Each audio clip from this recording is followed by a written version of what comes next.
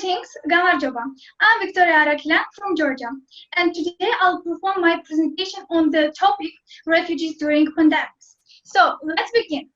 First of all, I'd like to tell you the purposes of my presentation, and the first one is, of course, to increase the knowledge and ability of teenagers in this topic, and find out what problems refugees face during pandemics, and discover what are the key methods to prevent and mitigate pandemics and epidemics among refugee populations. So let's move on, and now I'll tell you the relevance of the topic. As we know, throughout the course of history, these outbreaks have ravaged humanity, sometimes changing the course of history and at times signaling the end of entire civilization.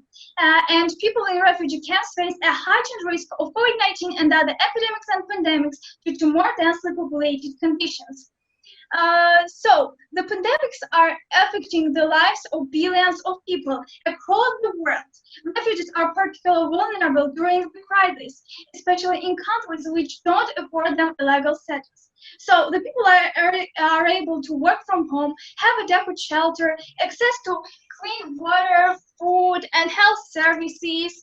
But how should the refugees self-isolate if they are living in a densely packed refugee camps? How should they wash their hands regularly if they don't have any water? So here you can see the problems that refugees face during pandemics, and of course the first one is being without income on the verge of survival.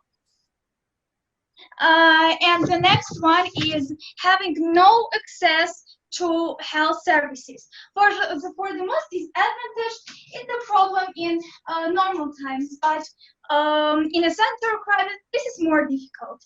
And the third one is being exposed to all the risks of virus spread. Here it is.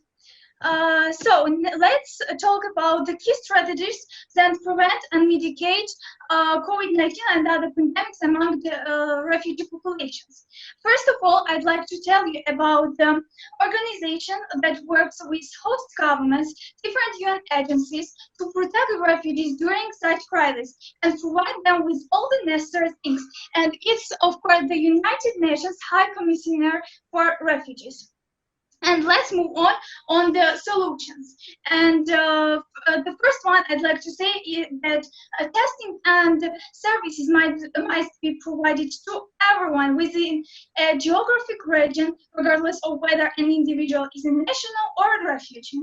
The third one is to raise the mobility of the problem between refugees, and it will prevent them from spread of the pandemic in the shelters.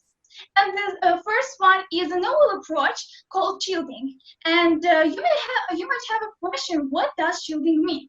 And of course, shielding is that when the groups of families move those over age 60 and those with medical complications to shield and protect the most vulnerable from the infection before it's spread in the community.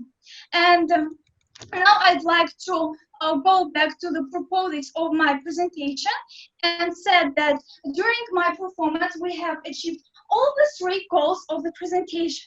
And in conclusion, I'd like to say that today we are here from 25 different countries, and we can make the world a much better place. So let's be together for peace. Thank you for attention. I really hope you liked my presentation. Thank you very much.